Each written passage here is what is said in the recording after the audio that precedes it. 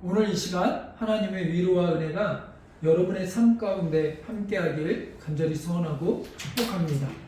또한 교회 절기상 대강절을 우리가 맞이하면서 예수님께서 이 땅에 왜 오셨는가 그 의미를 다시 한번 되새기는 그러한 시간들이 되길 원하고, 예수님의 이 땅에 오심을 묵상하면서 나의 삶에 그것이 어떤 의미가 있는지를 다시 한번 깊이 있게 되새길 수 있는 그러한 시간이 되기를 간절히 소원합니다. 이것이 회복되고 이 묵상이 우리 삶 가운데 펼쳐질 때 성탄이 기쁨이 될 줄로 믿습니다. 그냥 성탄절이 외국에서는 예수님이 나를 위하여 오신, 내 죄를 위하여 우리를 구원하시기 위하여 이 땅에 오신 구원의 기쁨보다는 헐리데이, 그냥 쉬는 날, 노는 날, 그냥 노는 날을 위한 축제, 이 정도밖에 지금 되지 않고 있는 그런 현실입니다. 오히려 예수님을 믿지 않는 이들이 더 성탄의 기쁨을 누리고 그것을 어떤 경제적으로나 다른 것으로, 장사의 하나의 수단으로 이렇게 이용하기도 합니다. 그러나 우리 믿는 이들은 성탄의 의미가 어떠한 의미인지 다시 한번 잘 되새기고 우리 삶 가운데 깊이 있게 묵상하면서 그 구원의 기쁨을 누리고 또 바르게 선포할 수 있는 그런 삶이 되길 축복합니다. 그런 의미에서 계속해서 우리가 이제 예수님의 오심, 예수님이 왜 오셨을까?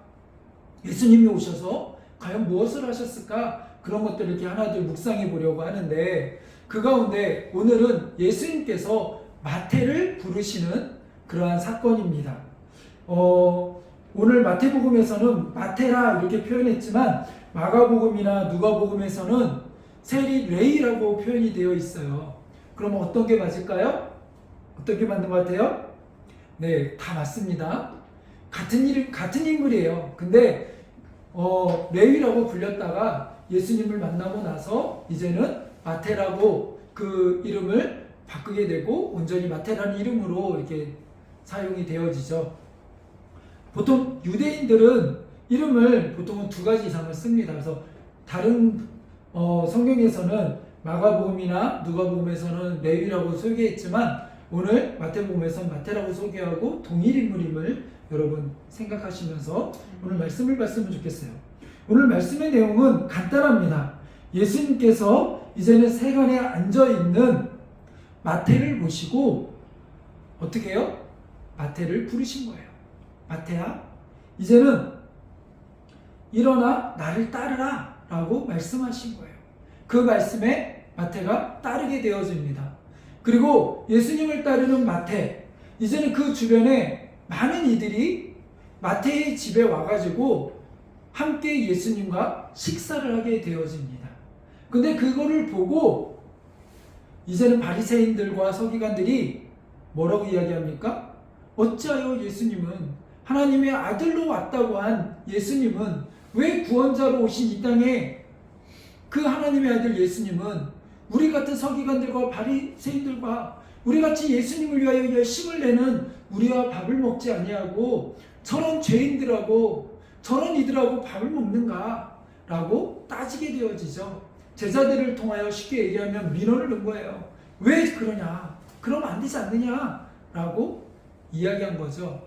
그것을 예수님께서 들으시고 그런 서기관들과 바리새인들을 향하여 이야기하신 거예요. 의사는 병든 자에게 필요한 거야. 오늘 예수님이 이 땅에 오신 것은 이 죄인들과 이들을 위하여 예수님 오신 거야. 이들을 구원하기 위하여 오신 거야. 너희들이 정말 하나님의 뜻이 무엇인지 알기를 원한다. 그러면서 정말 중요한 얘기를 하시죠. 내가 긍휼을 원하고 제사를 원하지 아니한다 뜻이 무엇인지 너희가 좀 깨달았으면 좋겠다. 나는 죄인을 부르러 왔다. 오늘 이것이 어떤 의미가 있는지 우리가 하나하나 조금 더 이 말씀을 되새겨 보려고 합니다. 이 간단한 내용 속에, 이 스토리 속에 우리가 깨달아야 돼, 우리가 도전받아야 될 내용은 무엇이 있을까요? 먼저 첫 번째로 우리가 같이 생각해 볼 것은 예수님께서 누구를 부르셨어요? 마태를 부르셨다라는 거예요. 마태는 하는 일이 무엇이었습니까? 세리였어요. 세리는 어떤 사람이냐면 로마에 소속되어 있습니다. 유대인이지만 로마에 소속되어 있어요. 그래서 로마가 계속해서 정복 전쟁이나 다른 거를 할 때 뭐가 필요합니까? 돈이 필요하죠. 그래서 때로는 목돈으로 전쟁에 필요한 돈들을 미리 드리고 미리 다 로마에 납부를 한 다음에 로마로부터 권한을 받는 거예요. 어떤 권한이요? 세금을 거둘 수 있는 권한을 받는 거예요. 그래서 네가 우리 로마에게 일정량, 정해진 양, 예를 들어서 100만 원이면 100만 원, 1000만 원이면 1000만 원, 이렇게 정해진 할당량을 로마에 납부하는 거예요. 그리고 나면 나머지는 원하는 대로 마음껏 그것을 거둘 수 있습니다. 그런데 세리들이 일단은 한 번에 이렇게 납부하기도 하고 여러 가지 세금을 정식적으로 권한을 위임받아서 이제는 걷어들일 수가 있으니까 자신들이 먼저도 뽑아야 되니까 많이 걷는 거야. 예를 들어서 한 1000만 원 납부했으면 한 2000만 원, 3000만 원 자기 욕심껏 걷는 거예요. 이때 이거 세금을 납부하지 않으면 로마의 소속이기 때문에 공식적으로 로마의 공권력을 동원해서 그들을 압제할 수도 있고 그들의 물건들을 빼앗을 수도 있습니다. 그러니까 같은 유대인인데 로마의 권한을 앞세워서 압제하고 때로는 그것들을 세금을 걷는다는 명목으로 물질을 빼앗으니 얼마나 유대인들이 볼 때 마음이 어떻겠어요? 별로 마음에 안 들겠죠? 별로 기분 안 좋아요. 그래서 항상 성경에 보면 세리인들을 향하여 손가락질 하는 거예요. 그래서 삭개오를 부를 때도 사람들의 시선이 별로 좋지 아니하고 이런 세리, 그런 세리를 이제는 어떡합니까? 주님이 찾아가서 그 세리를 부르시는 거예요. 왜 하필이면 그런 세리를 부르실까? 그죠? 우리나라로 따지면 일본 앞잡이 같은 그런 사람들인데 사람들 시선이 정말 기분 안 좋은데 왜 그런 세리를 부르실까? 참 어떻게 보면 이해가 잘 되지 않습니다. 근데 제가 늘 얘기하지만 성경은 이해하는 것이 아니라 믿는 것이고 믿음으로 하나님을 바라보는 거예요. 하나님을 자꾸 이해하려고 납득하려고 한 게 아니라 성경은 믿음으로 하나님이 어떤 일을 행하실지 기대하며 하나님의 뜻이 무엇인지를 기대하고 발견하며 믿음으로 한 발 한 발 나아가는 것이 오늘 우리가 해야 될 자세인 줄로 믿습니다. 오늘 예수님께서는 이 세리를 부르시는데 자 우리 9절입니다. 우리 9절 다 같이 한번 읽어볼까요? 예수께서 그곳을 떠나 지나가시다가 마테라는 사람이 세간에 앉아있는 것을 보시고 자 여기서 우리가 눈여겨봐야 될 것이 있어요. 눈여겨봐야 될 두 단어가 있는데 하나는 무엇입니까? 마테라는 사람이 세간에 앉아있는 것을 보시고 세간에 앉아있대요. 이 앉아있다라는 말이 그냥 세금 걷어야 되니까 앉아서 이렇게 뭐 세금 수납하듯이 은행에 앉아가지고 이렇게 업무 보듯이 은행원이 앉아있는 그냥 세무원이 앉아있는 이런 의미가 아니라 여기서의 앉아있다의 의미는 그의 삶과 그의 삶의 가치관 이 모든 것들을 다 대변하는 그러한 말이에요. 우리가 보면 시편에도 보면 어떤 말이 있습니까? 우리가 악인의 자리에 서지 아니하며 악인의 자리에 앉으니 그 말은 뭐예요? 그냥 단순히 자리 펴고 앉았다가 아니라 그의 삶의 가치와 그의 삶의 모든 것이 지금 보여주고 있는 거예요. 세간에 앉아서 돈을 걷고 있는 그의 인생 어떻게 보면 사람보다는 돈이 더 중심이 되어서 살아가고 있는 그 인생 그 인생은 어떻게 보면 공허함이고 그의 마음속에는 무엇이 있을까요? 돈은 어느 정도 모았고 세상 사람들이 볼 때는 그래도 살만하고 근심 걱정 없을 수 있어요. 어떻게 보면 이만큼 내가 이루었고 내가 목표한 것들을 이루었기 때문에 남들이 볼 때는 저 정도면 뭐 부러움 없이 걱정 없이 살겠지 그런데 막상 그런 이들의 마음의 심령을 보면 구멍이 뻥 뚫려 있는 경우가 너무 많다라는 거예요. 그 구멍을 메꾸기 위하여 나름대로 목표하고 나름대로 계획을 세우고 나름대로 그 계획을 이루기 위하여 정말 열심히 삽니다. 그리고 그것들을 이루어요. 근데 이루고 난 다음에 그 인생의 고백이 무엇입니까? 보기에 좋았더라가 아니라 허무한 거예요. 채워지지가 않는 거예요. 내가 정말 다른 사람들과 열등감 때문에 공부와 학위를 따기 위하여 열심히 공부해요. 그 학위를 땄어요. 그런데 결국 그 인생은 뭐예요? 별 볼 일 없는 허무함을 깨닫게 돼요. 돈을 열심히 모았어요. 돈은 있는데 정작 돈은 있지만 그 안에 그 마음을 채워줄 사람과 가족은 별로 없어요. 사람이 없어요. 그런 경우를 종종 보게 되어집니다. 어떤 사람은 정말 그 인생의 목표한 바를 위하여 집에 화장실이 2개 있는 집을 위하여 화장실 1칸, 2칸, 무슨 말인지 아시죠? 평수가 넓은 데는 화장실이 개수가 많잖아요. 그런 넓은 집을 얻기 위하여 열심히 살아가요. 열심히 정말 목표한 그것을 위하여 얻기 위하여 다른 것들을 다 포기하면서 살아가요. 그리고 정작 그 집을 얻었어요. 집을 계약하고 집을 샀어요. 근데 그 인생이 별로 행복하지 않은 것들을 종종 보게 되어집니다.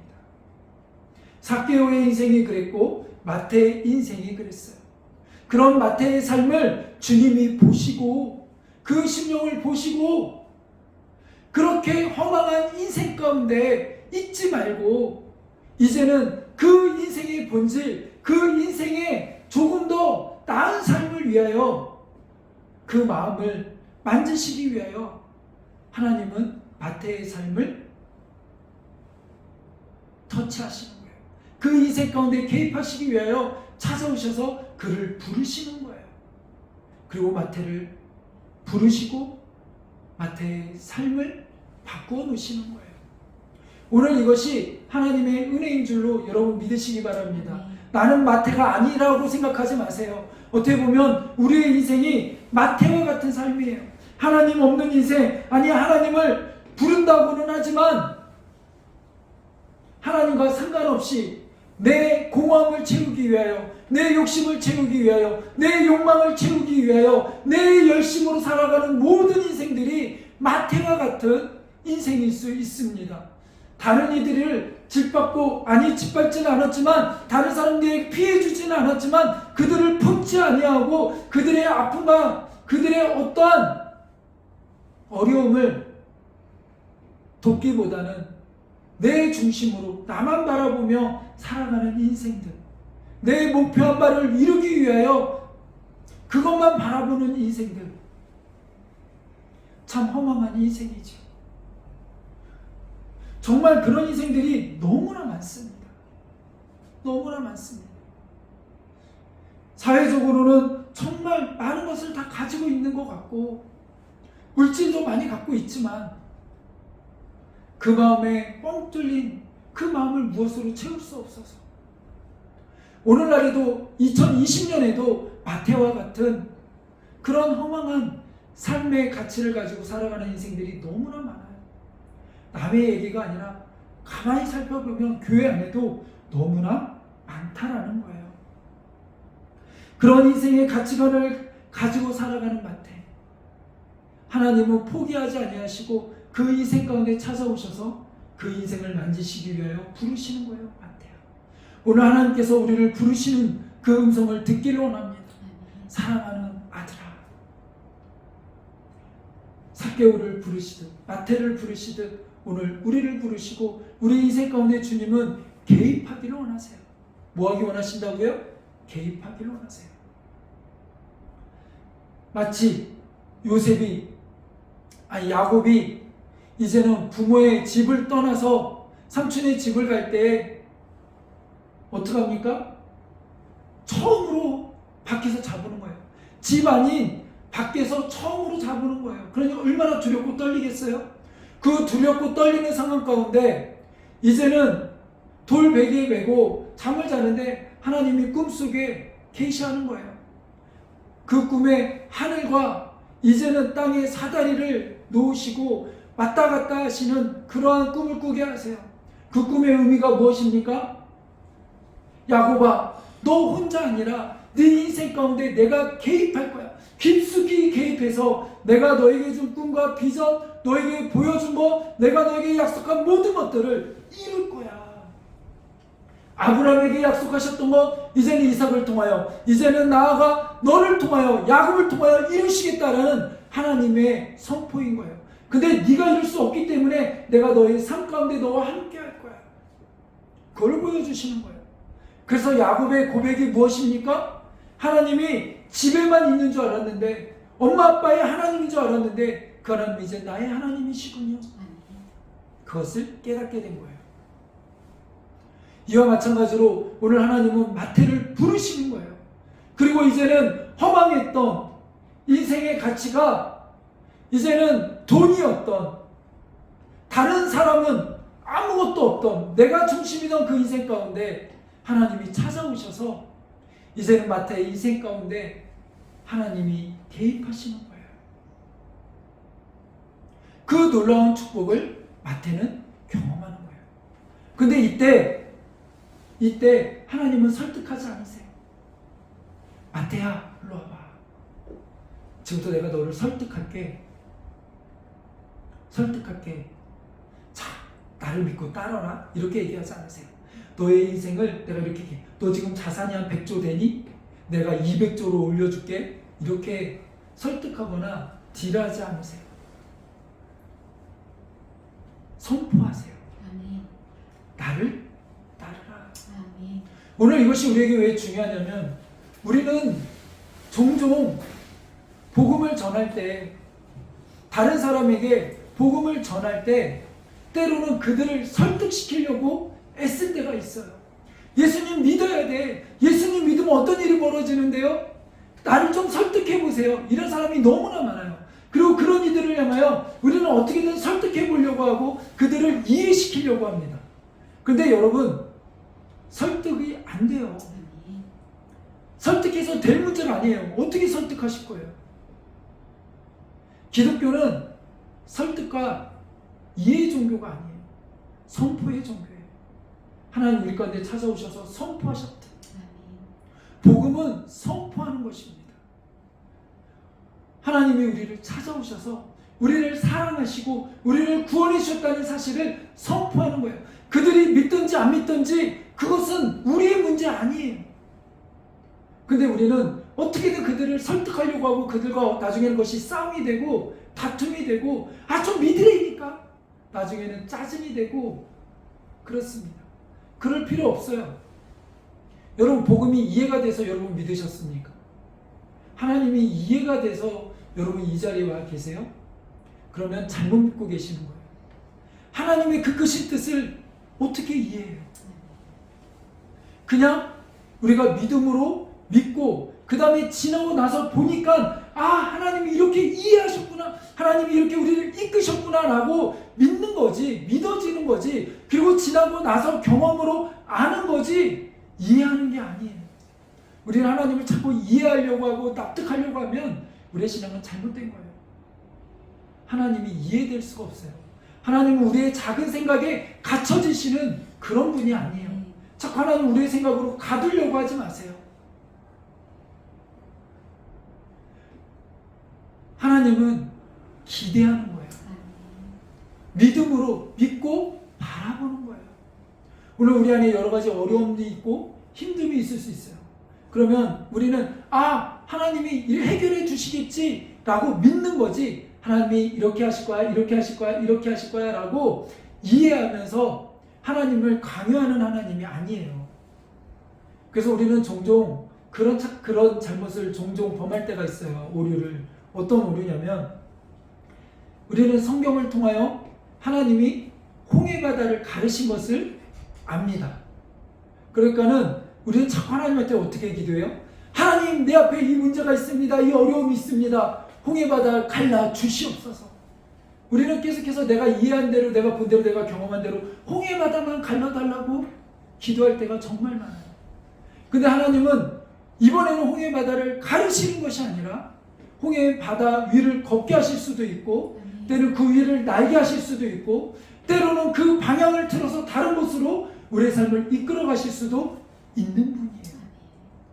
근데 우리는 자꾸 너무나도 얄팍한 우리의 경험을 가지고 이게 마치 다 있냐? 다른 사람들에게 자랑하며 나 이런 경험이 있어. 하나님 또 이렇게 하실 거야 하면서 내 경험을 가지고 하나님을 종종 조정하려고 하거나 하나님을 가두려고 해요. 그러나 우리 하나님은 그런 분 아니라는 거예요. 믿음은 선포하는 거예요. 그렇기 때문에 하나님은 오늘 우리의 인생 가운데 찾아오셔서 우리를 설득하시려고 하시는 것이 아니라 우리에게 선포하시는 거예요. 사랑하는 아들아, 내가 사랑한다. 내가 이제 너의 인생 가운데 개입해야겠고 너의 인생과 함께 할 것이다. 삭개오에게도 그렇게 찾아오셨고, 오늘 마태 가운데도 그렇게 찾아오셨고, 예수님의 12제자들 가운데도 주님은 그렇게 부르셨어요. 그들을 설득하지 않으시고 그들의 삶 가운데 찾아오신 거예요. 그리고 오늘 그 하나님이 우리의 삶 가운데도 찾아오시는 줄로 믿습니다. 그 하나님을 경험하는 은혜가 있기를 원합니다. 그 하나님이 그것을 가시적으로 보여주신 게 어떠한 사건이에요? 2000년 전 하늘 보자 버리시고 이 땅에 성육신하신 사건이에요. 그게 성탄절의 의미예요.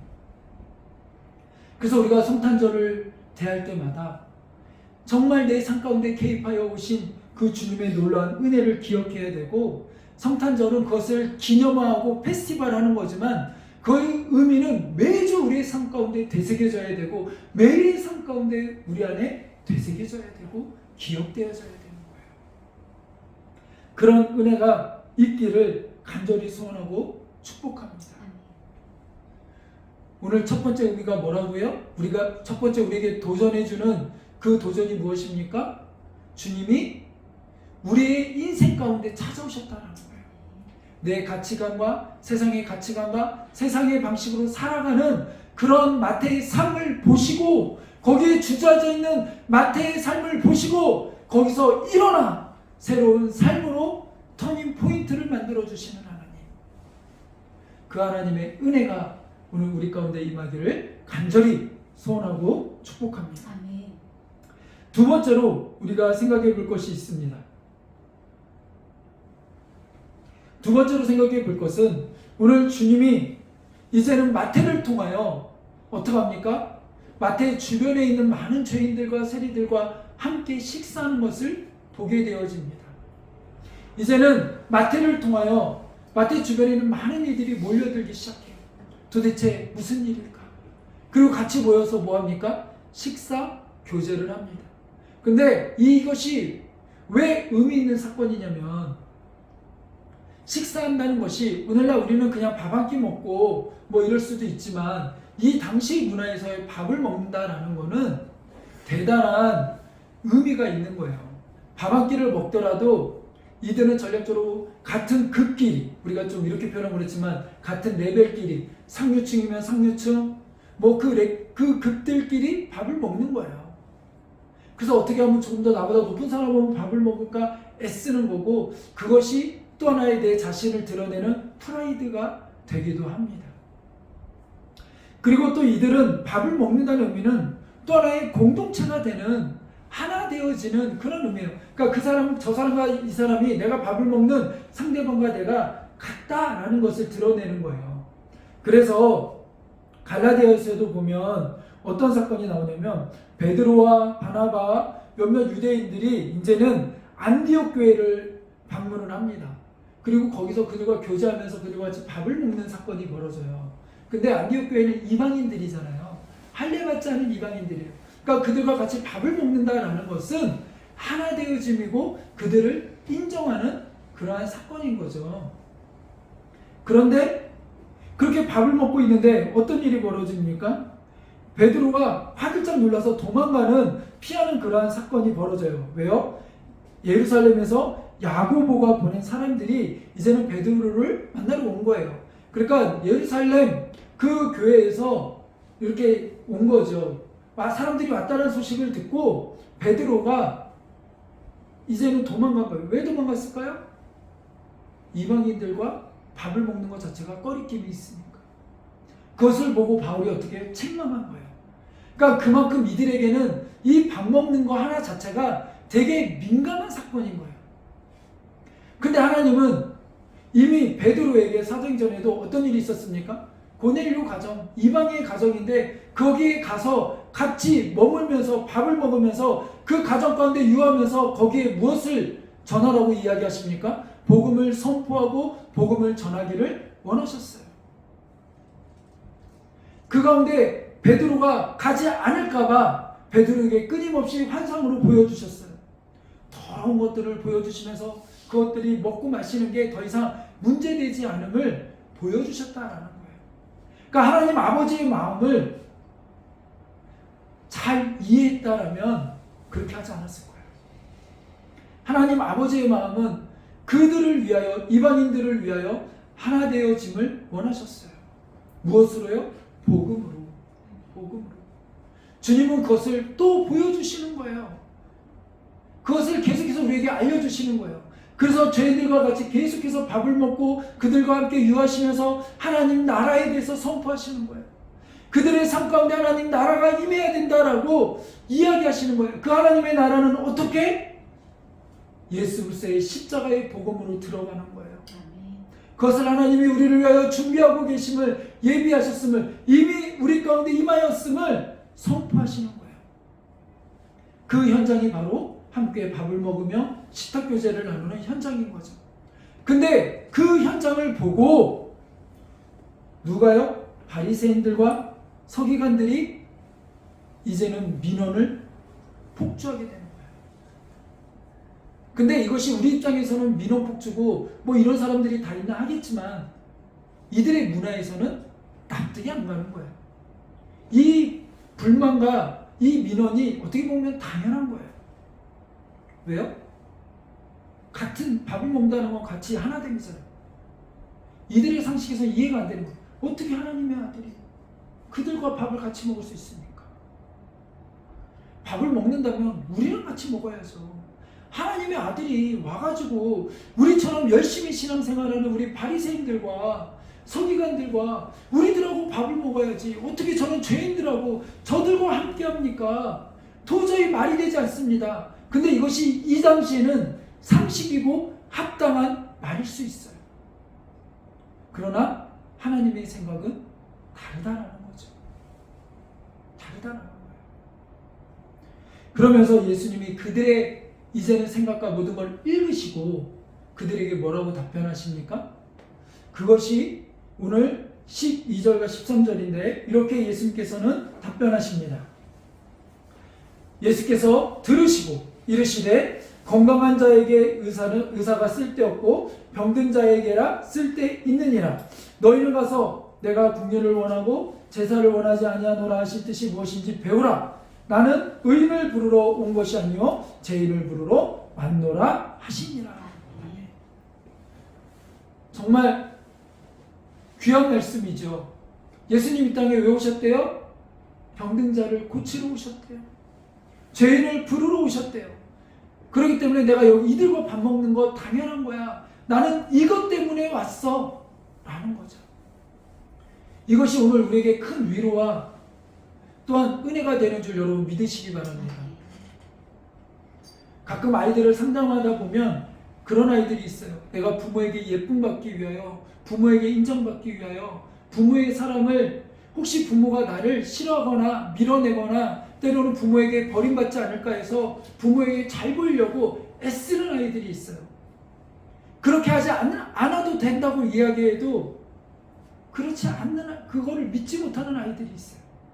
근데 여러분 오늘 말씀에서도 분명하게 하나님 아버지의 마음이 드러나요. 하나님은 우리가 무언가를 헌신하고 우리가 무언가를 해가지고 어떤 행위 때문에 우리를 구원해 주시는 분이 아니라는 거예요. 우리가 1000일 기도를 드리고 100일 기도를 드리고 100일 동안 말을 먹고 술 먹어야 구원받는 그런 하나님 아니라는 거예요. 오늘 하나님 왜 오셨대요? 죄인들을 구원하시기 위해서. 우리가 죄인이기 때문에 우리 가운데 희망이 없고 답이 없기 때문에 주님이 오셨다라는 거예요. 그렇기 때문에 이것이 은혜가 은혜가 되는 거예요. 내 능력으로 구원받은 건 아니고, 내 능력으로 구원받은 거 아니고, 내 어떤 구원받은 자격이 단 한 가지래요. 죄인이기 때문에. 내가 죄인이기 때문에 오셨다라는 거예요. 그렇기 때문에 내가 어떠한 상황이 있든지 간에 내 있는 모습 그대로, 추악한 모습 그대로, 남들에게는 감춰져 있고 남들에게는 괜찮은 사람인 것 같지만 내 안에 추악된 욕심과 탐욕과 모든 것들, 이 욕망들, 죄악된 덩어리들 주님 보시고 우리 가운데 찾아오셔서 구원해 주시는 거예요. 그러니 이게 얼마나 은혜가 됩니까? 만약 하나님이 다른 조건 보셨다면 여러분 구원받으실 자신 있으세요? 저는 없을 것 같아요. 오늘 주님이 우리 가운데 은혜로 오신 거예요. 은혜로 오신 거예요. 그것을 주님은 분명하게 하신 거예요. 그러니까 내가 잘못했는데 내가 또 하나님 옆에 이 부분에 대해서 내가 회개했는데 이 부분에서 또 넘어지다니 괜찮아요. 또 일어나 하나님께 나아가 자복하고 회개하고 애통하면 돼요. 때로는 우리 특히 남자들이 그런 아버지들이 그런 고백 많이 해요. 남자분들이 많이 해요. 교회 오셔야죠. 담배 좀 끊고요. 제가요 뭔가 좀 해결 좀 하고요. 좀 사업이 성공하고요. 아니요. 담배 못 끊어도 돼요. 술 안 끊어도 돼요. 그 연약함 있는 모습 그대로 주님은 보기를 원하시고 주님께 나오기를 원하시고 나올 때 하나님은 어떻게 해요? 만지시는 역사와 은혜가 있는 줄로 믿습니다. 그래서 한동안 이렇게 실명을 이렇게 그 이름을 그냥 거론하기는 그렇지만 만나교회라는 교회가 있어요. 거기에는 주차장 끝쪽에 담배를 필 수 있도록 흡연실이 이렇게 있어요. 왜 그거를 그렇게 해놨을까요? 그것 때문에 논란이 많았어요. 교회 안에 뭐 흡연실을 설치하느냐 마느냐. 근데 저는 그 목사님의 마음을 충분히 이해할 것 같아요. 왜요? 그것 때문에 담배 때문에 교회 못 오지 말고 차라리 담배 피고라도 교회로 오는 게 낫다라는 거예요. 그러다 은혜 받으면 담배 끊게 되어지고 술 끊게 되어지는 거죠. 오해하지 마세요. 술, 담배 하라고 장려하는 게 아니라 그것이 걸림돌이 돼서 그것 때문에 하나님 앞에 나오지 못하는 그런 바보 같은 인생이 되지 말라는 거예요. 그런 인생들 가운데도 주님이 보시고 찾아오셨다라는 거예요. 그런 인생이 바로 마태와 같은 인생이었고 삭개오와 같은 인생이었고 그런 인생들 가운데도 그보다 더한 인생들 가운데도 주님은 찾아오셔서 그 인생을 만지시는 분이세요. 그러니 이제는 다른 핑계 대지 말고 묻지도 따지지도 말고 뭔가를 이해하려고 하지 말고 하나님께 그대로 나아오면 고백하면 된다라는 거예요. 주님은 이것을 위하여 오셨다라는 거예요. 그러면서 이것을 좀 더 설명하시는데 뭐라고 이야기합니까? 나는 병든 자를 고치러 왔다라는 거예요. 그러면 이 이야기를 잘못 보면 그러면 죄인들과 이 세리들은 그러면 병자이잖아요. 그죠? 그러면 서기관들과 제사장은 건강한 사람인가요? 여러분은 건강한 사람입니까? 자, 그러면서 이어서 뭐라고 얘기하냐면 너희가 가서 내가 긍휼을 원하고 제사를 원하지 아니하노라 하실 뜻이 무엇인지 배우라. 어디의 말씀이에요? 호세아의 말씀이에요. 그러니까 이 두 가지 말씀이 연결되어져 있는데 그것을 호세아 말씀에 보면 이렇게 우리가 이해하면 좋을 것 같아요. 호세아 5장과 6절의 말씀이거든요. 호세아 5장 13절에 보면 이렇게 하나님 말씀하십니다. 에브라임이 자기 병을 깨달으며 유다가 자기 상처를 깨달았고. 자, 에브라임과 유다는 누구예요? 호세아 5장 13절이에요. 거기 보면 에브라임이 자기 병을 깨달았으며 유다가 자기 상처를 깨달았고, 즉 둘 다 어떤 상태라는 거예요? 병들었음을 이야기하는 거죠. 근데 이 병들었음을 깨닫고서 어디로 갔대요? 하나님께 가면 좋은데, 하나님께 나 자복하고 회복하면 좋은데, 에브라임은 아스루로 가서 아랍 왕에게 사람을 보내었으나 그가 등이 너희를 고치지 못하겠고 너희 상처를 낫게 하지 못하리라. 이들의 아픔과 상처를 가지고 이들은 하나님께 나아가야 되는데 하나님께 나아가지 못하고 어디로 나아갔다라는 거예요? 이방 나라들로 사람을 바라봤다라는 거예요. 그들을 바라보며 이 병을 치유해 주기를 원하는데 내가 지금 이렇게 힘들고 어려운데 이 문제를 해결하는 것은 이거는 하나님이 해결할 게 아니고 돈 있는 우리 주변에 우리 누구에게 가야 되는데 내가 저 사람하고 좀 친한가? 우리 좀 장로님이 이런 분야에 잘 아는데 그분에게 가서 좀 누구에게 가서 이 문제를 해결받지?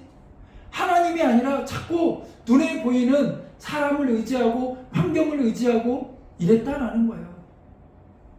이런 모델이 이스라엘 백성들의 현실의 모습이 다 병든 모습이라는 거예요.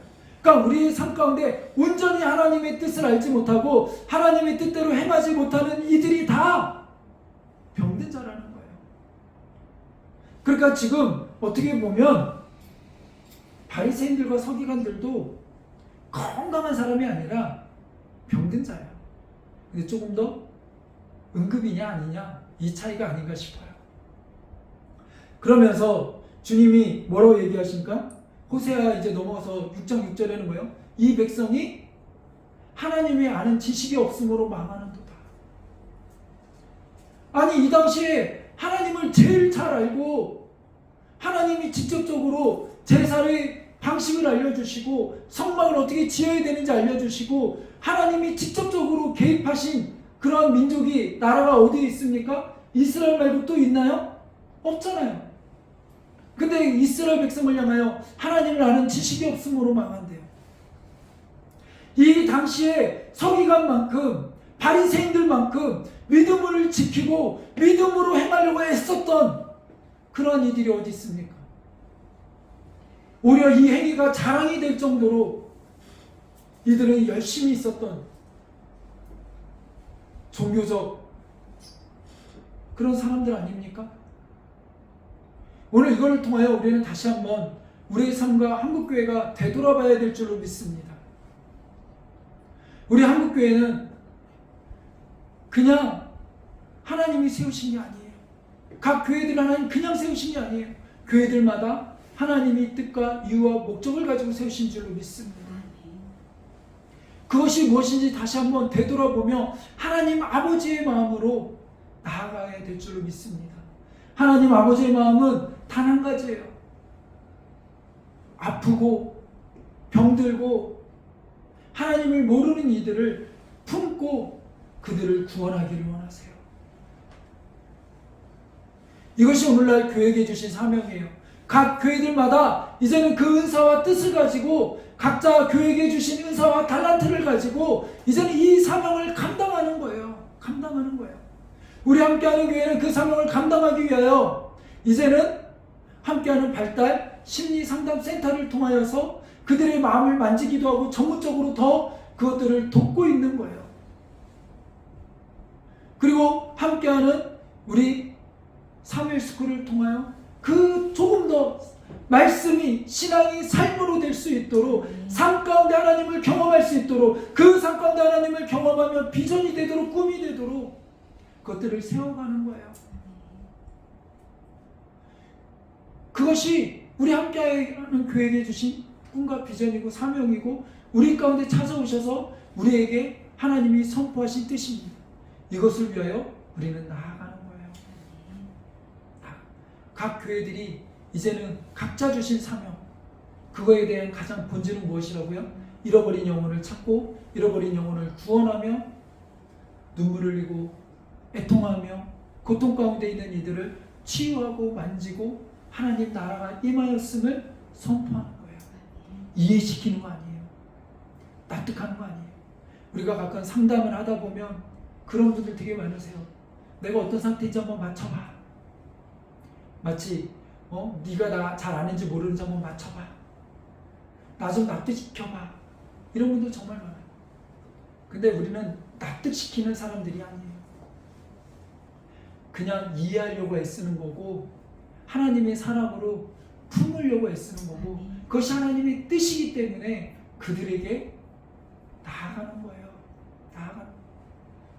어떤 분들은 왜 그렇게 전문적인 지식을 가지고 왜 때로는 돈도 안 받고 때로는 그들을 이렇게 품냐라고 이야기하세요. 그러면서 정작 그 얘기 하시는 분들도 돈 안 내고 오세요. 오해하지 마세요. 돈 내라는 얘기가 아니라 그분들에게 우리가 늘 하는 얘기가 있어요. 왜요? 안타까우니까. 주님이 이 땅에 그냥 오셨잖아요. 그 마음이 있는 거예요. 그 마음이 있는 거예요. 그 마음으로 품는 거예요. 품는 거. 나머지는 하나님 주신 사명이니까 하나님 책임져 주실 거라는 믿음으로 나아가는 거예요. 더 얘기하면 이제 또 이게 딴개로 빠지니까 정리하려고 합니다. 오늘 말씀을 통하여 우리에게 주시는 도전은 무엇입니까? 오늘 지금 나는 어디에 앉아 있는가를 잘 생각하셔야 돼요. 마태는 인간적인 세계관과 물질과 인간적인 방식과 그곳에 주저앉아 있어요. 그 가치관을 가지고 바라보며 인생을 누리고 있는 거예요. 그러나 그 인생은 공허할 수밖에 없고 그 인생은 뻥 뚫린 무엇으로도 채울 수 없는 그러한 허망한 인생이고 허무한 인생이라는 거죠. 그런 인생 가운데 주님은 찾아오셨어요. 그리고 우리를 통하여 하나님은 그 인생들 가운데 선포하기를 원하세요. 우리가 그 사닥다리가 되어지기를 원하세요. 그 인생들 가운데 주님은 보시고 그 인생들에게 말씀하세요. 일어나 나와 함께 가자. 이제는 너의 인생 허망한 인생으로 끝나지 말고 나와 함께 하자. 오늘 그 주님의 음성에 여러분 귀 기울이시고 믿음으로 반응하며 믿음으로 아멘으로 순종하는 우리들이 되기를 원합니다. 마태가 아멘으로 순종하고 일어나 주님을 따르듯 우리의 삶이 주님을 따르는 인생이 되기를 원하고 정말 다른 이들에게 주저앉아 있는 인생들 가운데 그들이 일어나 주님을 따를 수 있도록 우리가 이제는 그 다리가 되어지고 선포하는 입술이 되어야 될 줄로 믿습니다. 베드로가 이제는 예루살렘 교회로 기도하러 갈 때 안진뱅이가 구걸하는 가운데 정말 나 좀 어떻게 해주세요? 물질 좀 주세요. 돈 좀 주세요. 먹을 것 좀 주세요. 할 때 베드로의 고백이 무엇이었습니까? 주 예수 그리스도의 이름으로 일어나 걸으라. 내가 근거는 내게 줄 수 없지만 오늘 이것이 우리의 고백 아닙니까? 내가 줄 수 있는 게 아무것도 없다니까요. 사실은 우리가 상담으로 여러 가지로 그들을 돕지만 그거 내가 하는 거 아니라니까요. 그거는 통로일 뿐이고 정말 일하시는 분은 하나님이시고 정말 능력은 예수 그리스도시고 그 능력의 이름은 바로 예수 그리스도. 그분이 우리에게 주신 그 능력, 그거 말고는 답이 없어요. 오늘 우리는 선포해야 될 줄로 믿습니다. 예수 그리스도의 이름. 그것이 우리 안의 능력이고 그것을 우리의 입술을 통하여 하나님은 선포하기를 원하십니다. 하나님 나에게 좀 돈 좀 주셔야 내가 나보다 이 돈 많은 그 사람에게 어떻게 전합니까? 나보다 성공하고 잘난 저 사람에게 어떻게 선포합니까? 내가 우리 선배한테 복음을 전하려고 하는데 나보다 다 잘났는데 성적도 잘 나오는데 어떻게 내가 복음을 전합니까? 너나 잘하라고 할 텐데요. 그래도 주님은 우리의 입술을 통하여 어떻게 해요? 선포하기를 원하십니다. 왜? 복음은 납득시키는 게 아니니까. 이해시키는 게 아니니까.